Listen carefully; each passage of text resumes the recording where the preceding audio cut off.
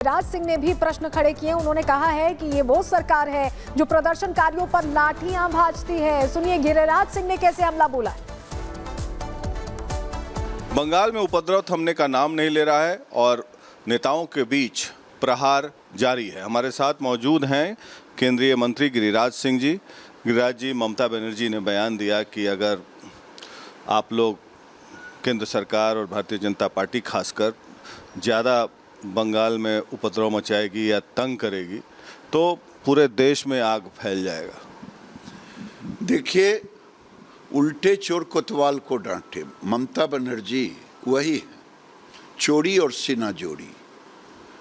शर्म भी नहीं आ रहा है, बंगाल की डॉक्टर बेटी का गैंग रेप हो और वो मार्च करें, धरना पर बैठे हैं और जो विद्यार्थी मार्च करे उसे लाठी से पिटवाएं और बीजेपी अगर करे तो गोली मरवावें और उल्टे कानून तोड़ने की बात। मोदी के रहते कोई देश को जला नहीं सकता। इन पर तो देशद्रोह का मुकदमा चलना चाहिए, जो खुल के कहे कि मैं पूरा देश जला दूंगा। किसको अधिकार दिया है कानून कि देश को और राज्य को जला देने का? और ये राहुल गांधी, लालू यादव और तेजस्वी यादव, अखिलेश बलात्कारियों के साथ खड़े हैं, इनकी जुबान नहीं खुल रही है। आपको क्या लगता है कि सेडिशन का चार्ज लगना चाहिए ममता बनर्जी पर, देशद्रोह का? क्यों नहीं लगना चाहिए? जो एक संवैधानिक पद पर बैठ करके कहे कि मैं जला दूंगी, ये कोई मुख्यमंत्री का वक्तव्य है? ये तो लगता है फ्रस्ट्रेशन में है। बंगाल की जनता इनसे पूछ रही है। ये नहीं चलने वाला है। ये नॉर्थ कोरिया नहीं है जो राष्ट्रपति कहता हो किम जोंग की मैं मार दूंगा। मार दिए हैं। ये भी इन्होंने अपने अपोजिशन में मुखिया के चुनाव में खड़ा हुआ, जो जीता उसकी हत्या भी कराए।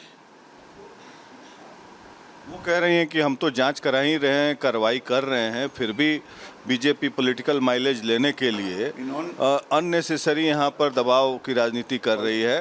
पॉलिटिकल माइलेज है। संजय राय कौन था? इनका कार्यकर्ता था। ऐसे हजारों कार्यकर्ताओं को विभिन्न विभाग में, ये भी एक स्कैंडल है, सरकारी पैसे से कार्यकर्ता के रूप में गुंडागर्दी करवाना। संजय राय भी उसी में था।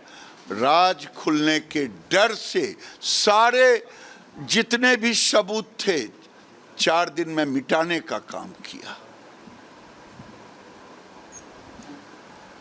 गिरिराज जी, तमाम विरोध के बावजूद लगातार 3 बार से लेकिन 2/3 मेजॉरिटी से वो जीत रही। 2/3 मेजॉरिटी से जीतने वाला को कहाँ अधिकार मिला है कि बेटी को गैंग रेप करवाए और उसको संरक्षण दे? और बीजेपी सांसद कंगना रनौत पर सिमरनजीत सिंह ने विवादित बयान दिया है। उन्होंने कहा है कि कंगना रनौत को रेप का तजुर्बा है। कंगना रनौत को रेप का बहुत तजुर्बा है। आप ही उनसे पूछ सकते हैं कैसे होता है रेप। कंगना रनौत जो सांसद हैं, उनका बयान आया, किसान आंदोलन में रेप और मर्डर हुए। अगर बीजेपी की सरकार ना होती तो पंजाब का वो हाल होता जो बांग्लादेश का हुआ है। मैं कहना तो नहीं चाहता, रनौत साहब को रेप का तो बहुत तजर्बा है, उनसे आगे पूछ सकते हैं कि कैसे होता है रेप, तो लोगों को समझाया जाए कि रेप कैसे होता है। उनको कैसे तजर्बा है? तजर्बा जैसे होता है, आप अगर साइकिल चलाते हैं तो साइकिल चलाने का तजर्बा नहीं होता, तो उनको रेप का तजर्बा है। कंगना रनावत की बात कर रहे हो? हाँ जी, कंगना रनौत।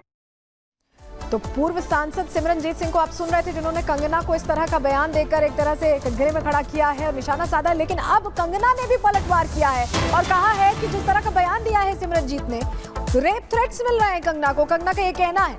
ये बड़ी खबर आपको बता रहे हैं। सिमरनजीत सिंह पर भी पलटवार कंगना ने यहाँ पर किया और कहा है कि वो मुझे रेप की धमकी दे रहे हैं। मेरी आवाज नहीं दबाई जा सकती है। कंगना रनौत ये कह रही हैं, ये बड़ी खबर आपको बता रहे हैं।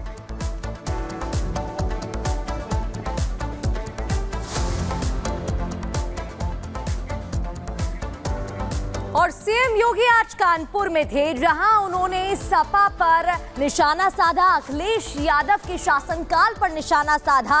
और उन्होंने जहां एक तरफ बीजेपी के डबल इंजन वाले विकास का महत्व बताया, तो सपा के कालखंड को भी निशाना साधते हुए काला इतिहास बता दिया। क्या कुछ कहा, देखिए रिपोर्ट।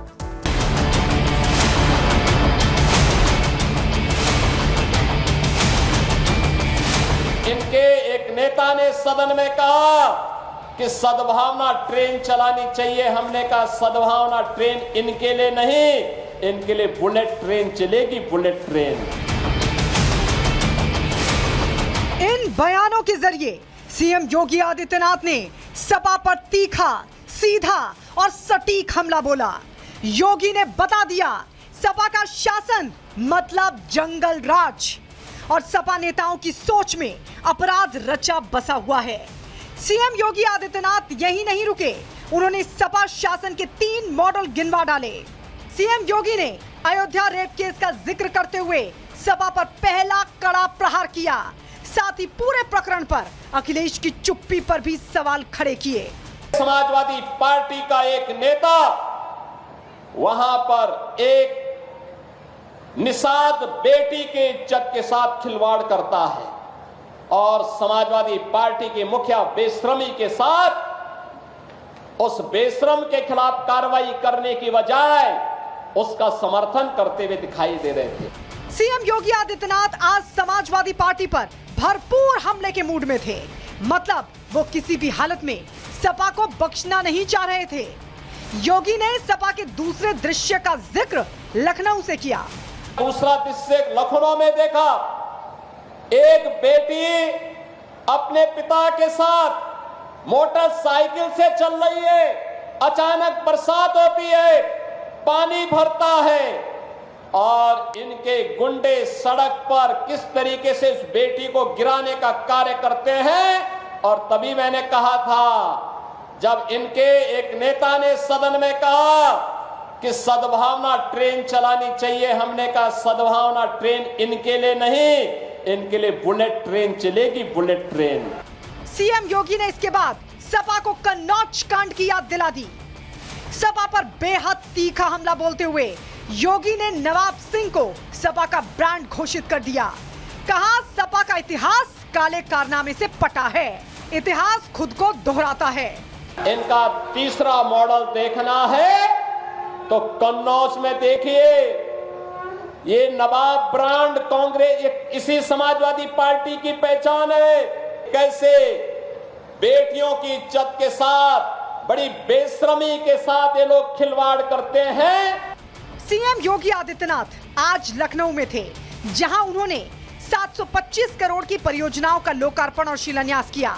इस दौरान उन्होंने कानपुर के पुराने गौरव को वापस दिलाने की बात भी कही और साथ ही लोगों को सपा के कुशासन की याद भी दिला दी। अगर इनके इतिहास के पन्नों को लड़ते हुए आप जाएंगे तो बहनों और भाइयों, काले कारनामों से इनका पूरा इतिहास भरा पड़ा है। लाल टोपी है लेकिन काले कारनामों के लिए लोग जाने जाते हैं।